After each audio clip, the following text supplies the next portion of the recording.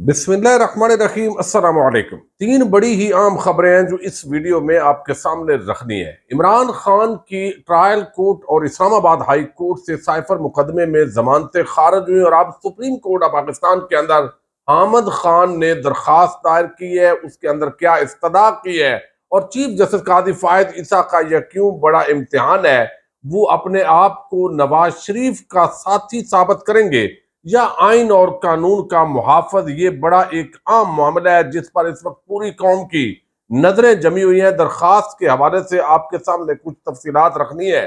कप्तान मुकम्मल सुरखरू हो चुका है, अवाम उसके साथ है।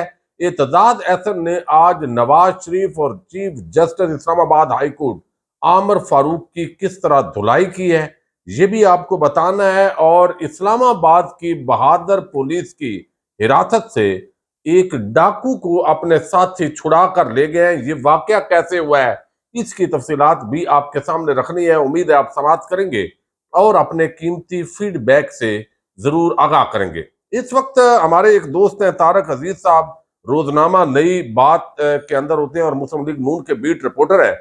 जब मैं उनकी खबर देख रहा हूं तो बड़ी हैरत होती है कि नून लीग ने मंशूर कमेटी के 33 अरकान का ऐलान किया है।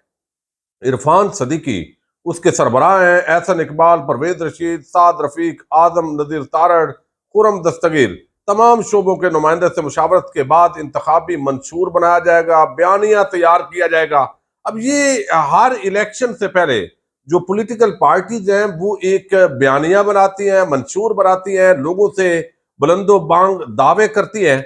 लेकिन उनको भी पता है मंशूर बनाने वाले और हैं, अमल दरामद करवाने वाले और हैं, और पीछे उनको कहने वाले और हैं, तकरीरें करके आवाम से वोट लेने वाले और होते हैं।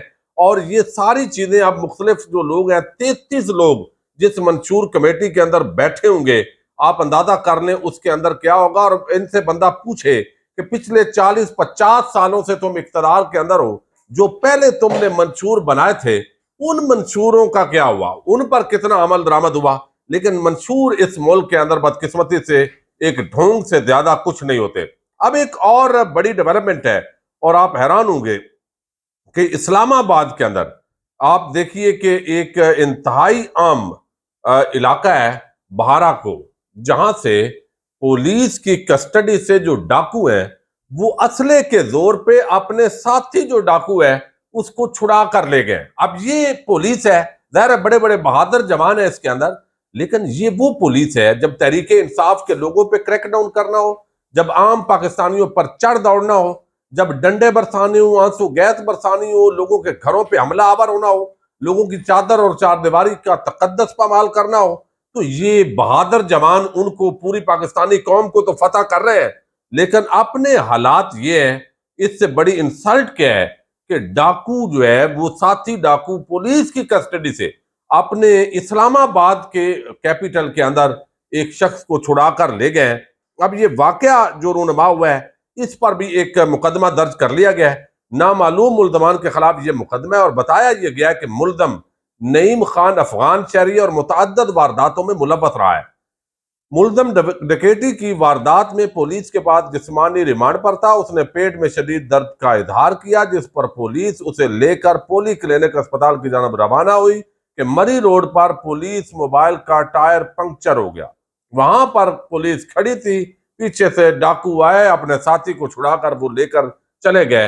अब ये इस्लामाबाद पुलिस इस वाक़े की अब आला सतही तहकीकात हो रही है कि उसको कहीं भगाया गया है या उसको जो है वो इस तरीके से ले गए हैं। बहरहाल हैरत की बात जरूर है कि वो पुलिस जो पाकिस्तान के आम शरीफ शहरियों पर चढ़ दौड़ती है और जिस काम के लिए उनको रखा हुआ है वो बड़ी आसानी के साथ जो है वो लेकर निकल जाते हैं।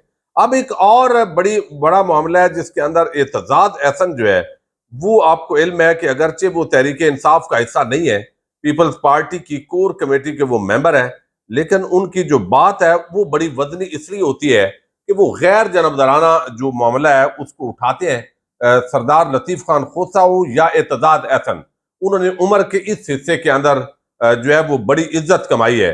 वो अब कहते हैं कि नवाज शरीफ को सी ऑफ करने वाले हाई कमिश्नर के खिलाफ कानूनी कार्रवाई होनी चाहिए। यानी एक मुजरम को सियासी बयानिया दिया जा रहा है और पॉलिटिकल जिस तरीके से किया गया, लेकिन अगली जो बातें हैं दो तीन उन्होंने बड़ी आम की है।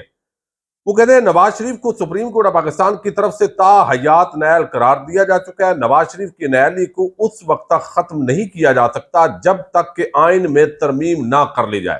آئینی ترمیم کیے بغیر سپریم کورٹ کی طرف سے دی گئی سزا میں رعایت نہیں ہو سکتی. اب یہ ظاہر ہے آئینی ترمیم جو ہے وہ تو جب حکومت آئے گی، حکومت پہلے ہی ان کو دے دی گئی ہے تو وہ کر لیں گے، اور باقی قاضی صاحب کے ہوتے ہوئے اگر 5 رکنی بینچ نے فیصلہ دیا ہے تو وہ 7 رکنی بینچ کا فیصلہ بنا کے اس سارے معاملے کو بھی کر سکتے ہیں. پھر انہوں نے کہا نواز شریف کو سی آف کرنے والے ہائی کمشنر کے خلاف قانونی کارروائی ہونی چاہیے. کسی بھی مجرم کو پروٹوکول دینا قانونی طور پر جرم ہے. Chairman P T I Imran Khan کے خلاف انتخابات کی کوئی اہمیت نہیں ہوگی، یعنی ان کے بغیر عمران خان کو انتخابات میں آزادی سے حصہ نہ لینے دیا گیا تو انتخابات متنازع ہوں گے، اس کے اندر تو کوئی شک ہی نہیں ہے. پھر وہ کہتے ہیں انتخابات میں تمام جماعتوں کو لیول پلینگ فیلڈ ملنی چاہیے، وہ نہیں جس کا مریم نواز کہتی رہی ہے کہ پہلے فتنے کو گرفتار کر کے سزا دے، پھر میاں صاحب کو تمام مقدمات میں بری کیا جائے تو وہ آئے گا. نواز شریف کو تو لیول پلینگ فیلڈ مل گئی، لیکن عوام کو لیول پلینگ فیلڈ نہیں دی جا رہی.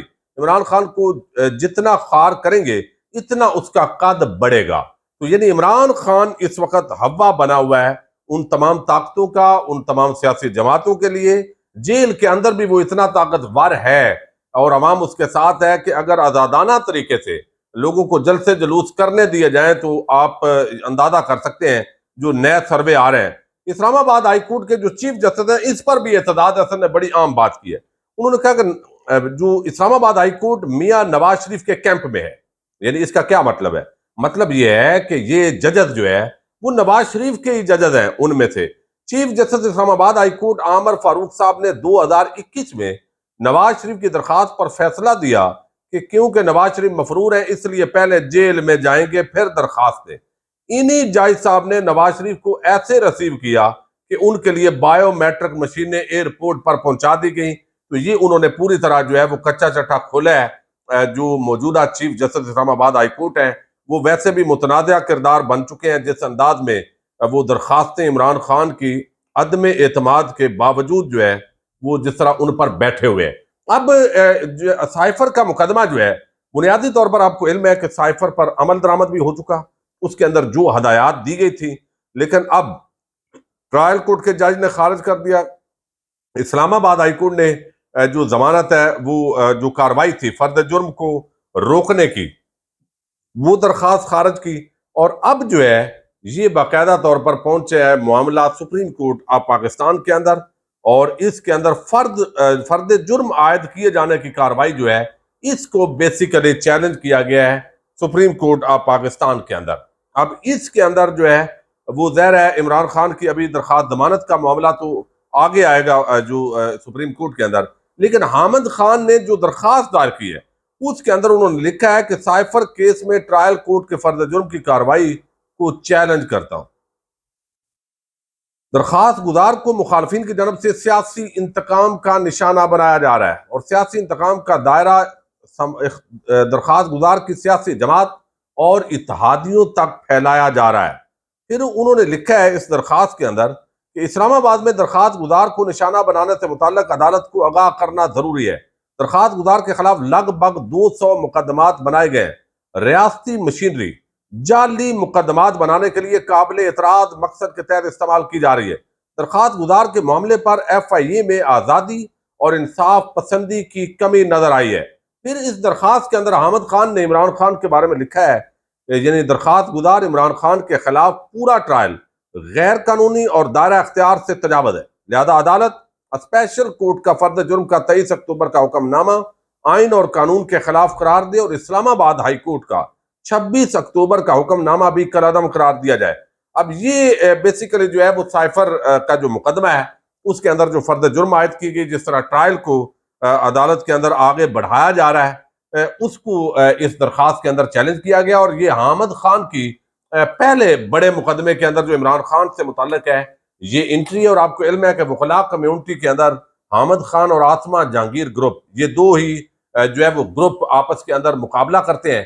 لیکن جو حالات بن رہے ہیں، جس انداز میں تحریک انصاف کے خلاف عمران خان کے خلاف کارروائیوں کو بڑھایا جا رہا ہے، توقع یہ ہے کہ یہ سپریم کورٹ اور اسلام آباد ہائی کورٹ جو ہے یہ ان معاملات کے اندر ابھی ڈسکشن ہی ہوگی، اور قاضی صاحب جو ہے وہ اپنی، اور سپریم کورٹ میں، اور جو عامر فاروق صاحب ہیں وہ اسلام آباد ہائی کورٹ میں اپنی کاروائیاں چلاتے رہیں گے، ڈیلنگ ٹیکٹس یوز ہوتے رہیں گے، اور اوپر جو ہے وہ ٹرائل کورٹ کا اتنا آگے معاملہ بڑھا دیا گیا ہے کہ اس کے اندر شاید اب بڑا ریلیف جو ہے وہ نہ ملے۔ بہرحال احمد خان کی یہ پہلی دبنگ انٹری ہے، دیکھتے ہیں اس کا کیا رزلٹ آتا ہے۔ اجازت دیجیے گا، اللہ حافظ۔